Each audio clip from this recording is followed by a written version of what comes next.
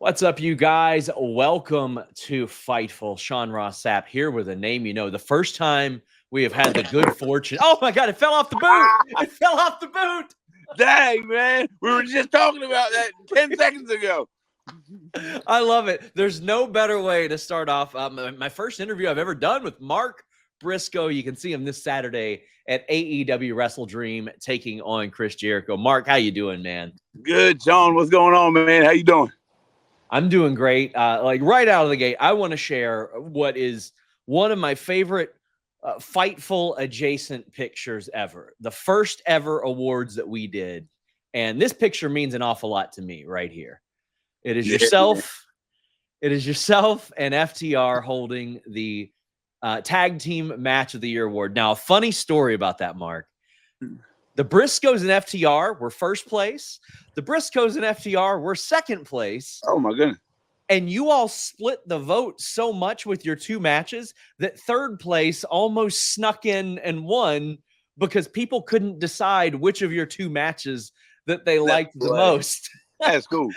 That's crazy. So you all were close to ending up with like 65% of the vote, and somebody else almost snuck in there.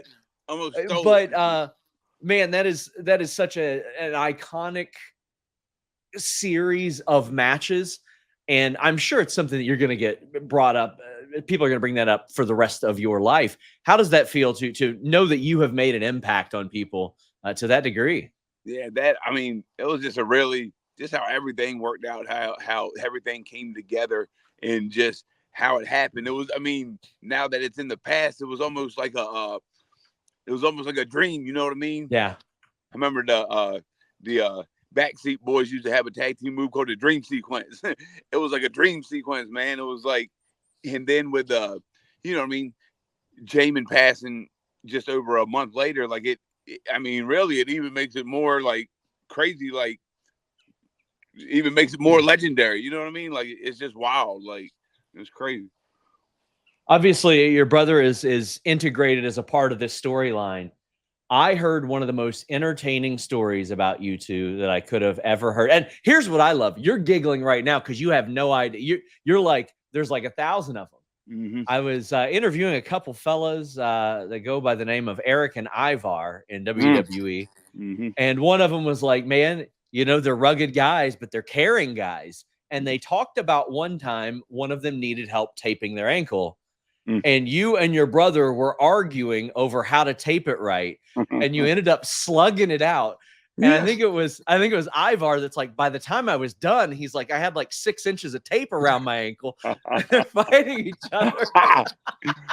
No, yeah. Was this common for you guys? Because we saw you all duke it out in the ring, but nothing like brotherly love. Man, it was all the time, man. It was like it was almost people would get caught off guard because we'd snap at each other and like be full on, like these two crazy looking dudes are about to brawl right here in the middle of wherever, fill in the blank, in the middle of the shopping mall, in the middle of TGI Fridays, in the middle of the airport, wherever it may be. And then they'd be like, boom, and then we're good and we're just back to, yeah, okay, we're just right back to, because that's how we've always been. Like, he'd say something stupid like he usually did, and I'd be like, man, I tell him it was stupid, and then he'd tell me his little piece, and then boom, and then we just click right back in it, or vice versa, of course.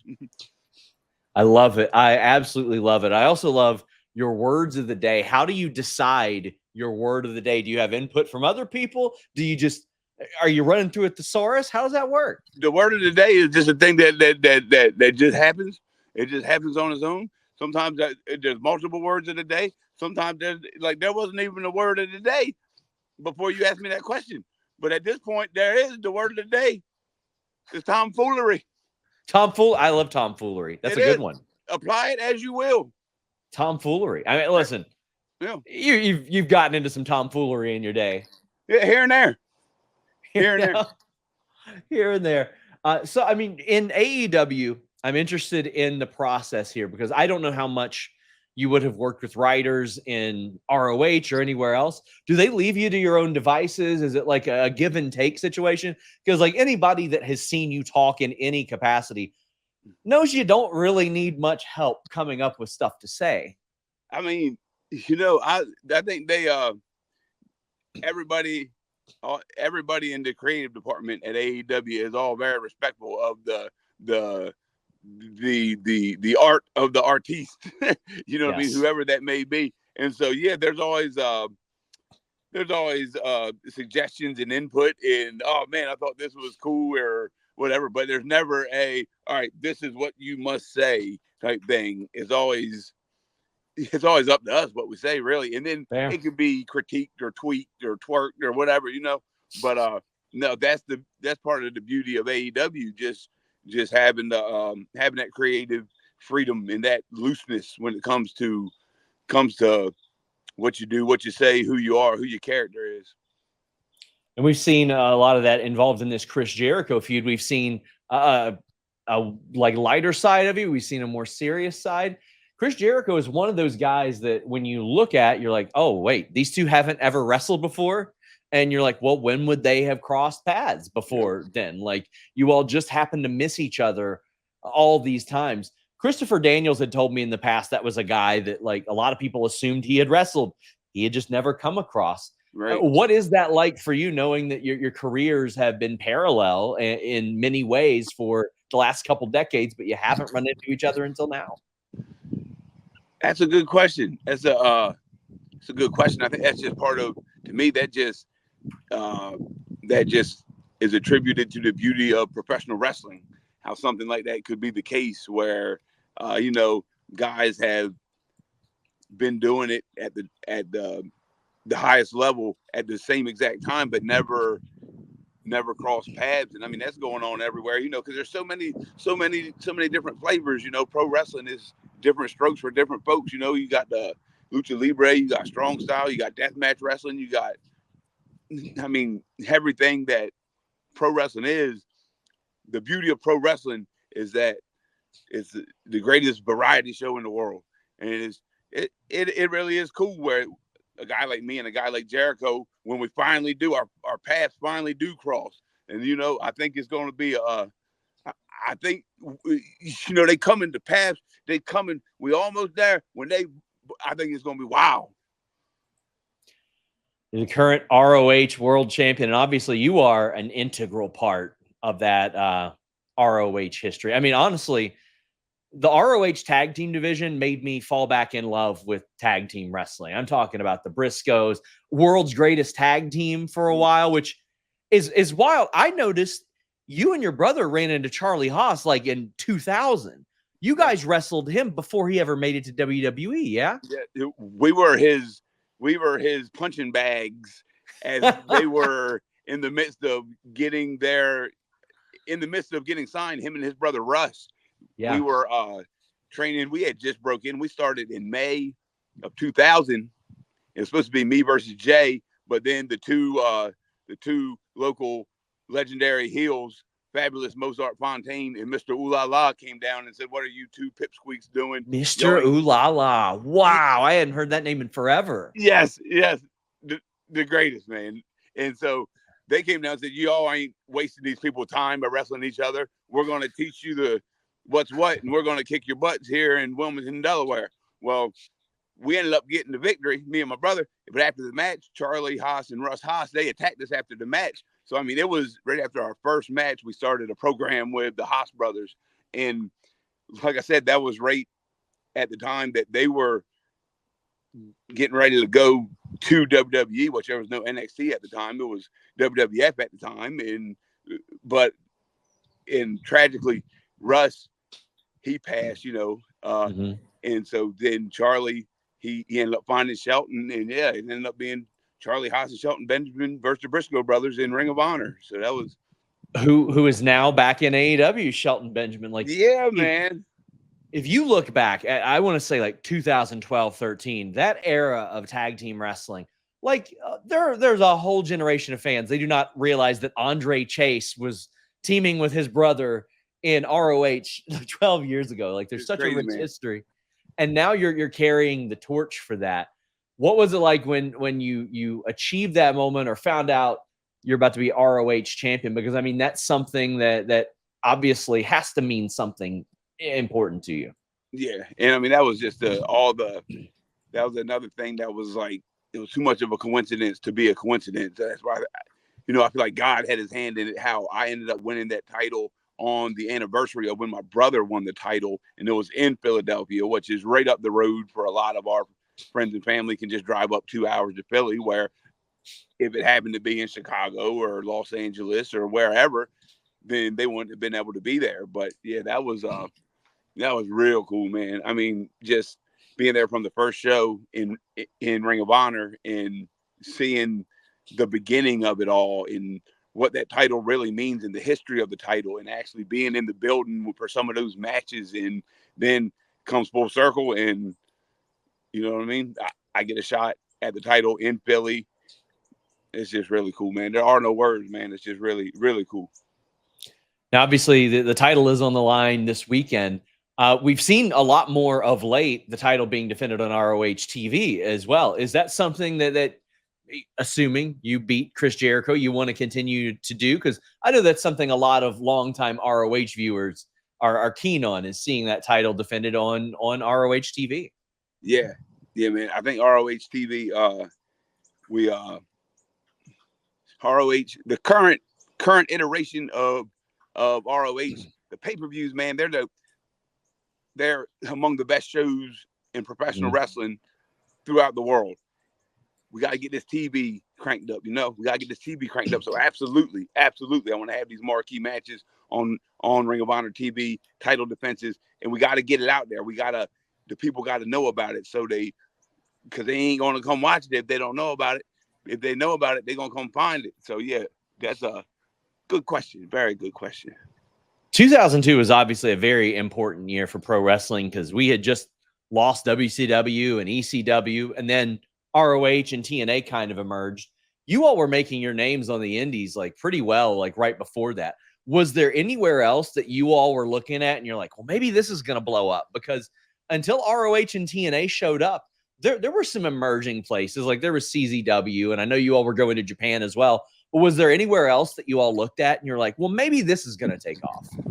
No, I mean, at the time, it was really, it really was there was only the one horse in the race, really. It was WWF, soon to be WWE. I mean, that was, so, I mean, it was like everything else was the indies, and Ring of Honor felt special when it started, because it was just an indie show, but it ended up being like the all-star game of the indies. Like, they're flying in people from across the country, Mike Modest and Chris Daniels, and them coming in from California for an indie show in Philly. So Ring of Honor was one of the first things that felt really special in that time period. CZW, see, I've always been, my mindset is that when ECW was absorbed by WWE, the spirit of ECW, right there in the Northeast, right in Philly, there was Ring of Honor, which was the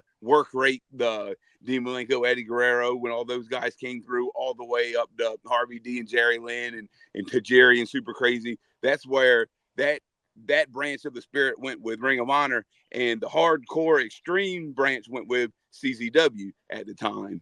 And so that's kind of how I viewed that little transition in wrestling history. Here's one I'm wondering. What is the hardest Mark Briscoe has ever been hit? Ever been hit? Yeah, in the ring specifically. The hardest I've ever... Like a time that you were in the ring and you were like, oh, okay. The first thing that really comes to mind was when we wrestled Homicide and Hernandez. Yeah, and Homicide, which is, we buddied from way back. So, when you're in there with your buddies, it's, sometimes it gets, it can get a little They get a little too comfortable. Yeah, you can get a little hot and heavy. So I go to kick him, but he catches my foot, and I smacked him full on right on the face. And his eyes, like something in his eyes just went blank, and he threw my leg down and just headbutted me. I mean, directly in the bullseye of my face, right in my nose, and there's just tears and blood, and then like, Oh, well, all right. I guess that's what I guess that's what I get. But that's the first one that comes to mind. But you know, I've been hit mighty hard many a time. So That's what I was thinking. I was like, so that had to register pretty high up there. Because I mean, it was a flash, man. It was a boo. you're not exactly out there having pillow fights. Yeah, so, no, so if homicide registers there, that's got to be something. I'm interested this far into your career, which it's so wild because you are so deep into a career, and like the mid to late 30s are like a wrestler's prime these days. It's so like science, the way that people take care of themselves, trainers and all that stuff. It goes such a long way. Is there anybody that you're looking at and you're like, I still want to work them? I haven't been able to, and I still want to get in there with them. Maybe kind of like you have with Jericho ahead of WrestleDream. I mean, whoever I haven't had the pleasure of squaring off with, you know what I mean? There's the Outrunners. Yeah, I had we've already done that dance, baby. That's true. We've already done that dance, baby. Yep. We squeaked one by on them, but man, Mark Briscoe and Bryan Danielson have never wrestled one-on-one. We shared the same ring, you know, probably a dozen times, but never one-on-one. So, you know. Funny enough, you and your brother beat he and Nigel McGuinness together back in the day as well. It's wild to see how far they've come. Now, obviously, he has announced like he is, whenever he loses next, he is wrapping up his in-ring career. Do you remember the first time you were in the ring with him? And was it a situation where you could both kind of tell, yeah, we're going to be seeing each other down the line for quite some time? Now, I'll tell you, the first time I was in the ring with Bryan, it was me and Jay versus Bryan and Samoa Joe. And so just real quick, in a nutshell, I am the event that me and my brother went to, that we gave the promoter our backyard wrestling VHS, which is what got us. He agreed to train us at 15 and 16 with, you know, parents had to sign liability waivers and whatnot. But that show was a Super 8 in 2000. And so Bryan Danielson, he's a Super 8 alumni. And so like Bryan Danielson, he was just kind of breaking in, but him and Spanky, there was a group of them that Shawn Michaels trained down there. And so they had this reputation. Oh, Shawn Michaels trained these guys. And I just remember American Dragon versus Low Key. And that was like one of those matches where, as a young wrestling fan, it's just like, it just has you so sucked in and drawn in and captivated that. So I was kind of, at the time, first time that me and Bryan wrestled, which was me and my brother Jay versus him and Samoa Joe, I was a little bit in awe of American Dragon, not to mention Samoa Joe's big, burly, scary self. I'm probably 17, maybe 18 years old, but I've not nearly grown into my full-grown body. And so, yeah, Bryan kicked the shit out of me that match, if I remember correctly. Yep, he kicked the shit out of me that match. Now, fast forward to 2006, 2007, 2008, when I started getting my footing and my confidence and a little bit more beef and bulk on me. I remember we had a match in Japan in Noah. It was a tag league, junior tag league. It was me and my brother versus him and Davey Richards. And we both hurt our knee in the same match. The next day, we had like a 10-hour drive to Osaka. Oh, no. Yeah. And then one of the Noah guys, they put us in touch with this local, like a healer, like a medicine guy, something. I mean, he wasn't like a medicine man, you know. And, but it was like a local doctor, but like alternative style doctor. Sure. Me and Bryan hobbled the streets of Osaka. I brought this up to him. He vaguely remembered, but we hobbled the streets of Osaka for like 2 hours on bad knees to find this guy who did a little bit of work on our knees, and then we had to hobble on back. That is incredible. I remember, there was there was probably in 2007, I think, when you guys were there, because I remember you all were. It felt like when I would read the results online, you all were in the ring with each other. it felt like every week or so there for a couple months. Like, it was so cool to see that. As we wrap up, a reminder, Chris Jericho versus Mark Briscoe at AEW WrestleDream. Your farm has become that of wrestling lore as well. People love to talk about it. They love to visit it. They love to fight on the farm. We saw Jeff Jarrett and Satnam Singh and Jay Lethal on the farm. What is it like for you to basically become the Ribera Steakhouse of America for pro wrestling? Well, you need to start handing out jackets. Yeah, right. Quite the honor. Quite the honor. You know, the little farm at Sandy Fork is we never, who'd have known that it would be a worldwide phenomenon. But you know, here we are, and yeah, it's pretty cool. You know, we're proud of what we do. You know, what we grew up. I remember it was always me and Jamin. Always, I mean, we're less than a year apart. We're always fighting, wrestling, playing, whatever. And then Dad always, gotta go check the chickens. I'm just saying, what, check the chickens? What exactly does he do when he goes and checks the chickens? You know, but now it's you know, it's just always been embedded into us. So, yes, sir. Well, Mark Briscoe, very much looking forward to it. AEW WrestleDream this Saturday on pay-per-view. Mark Briscoe, I want to thank you so much for the time. And, of course, all you've done for wrestling for the last 25 years as well. John, thank you, sir. Greatly appreciated. Guys, check it out. Until next time, we are out. There's no sponsor that I use more while I'm awake than NordVPN.com/Fightful. Man, this is like the Swiss Army knife, the multi-tool of applications. It does a little bit of everything. You always get a great deal at NordVPN.com/Fightful. You can listen to your favorites abroad. You can shield your data from snoops and criminals, protect yourself on public Wi-Fi, and it works on all your devices and operating systems. It doesn't end there. Change your virtual location and then get pay-per-views at a much more affordable price, TV services at a much more affordable price. You got a password manager, a file encryption tool, threat protections, and on top of that, 24/7 tech support. So if for some reason you don't know exactly how it works, NordVPN.com/Fightful will help you learn how to do it. Check it out, NordVPN.com/Fightful.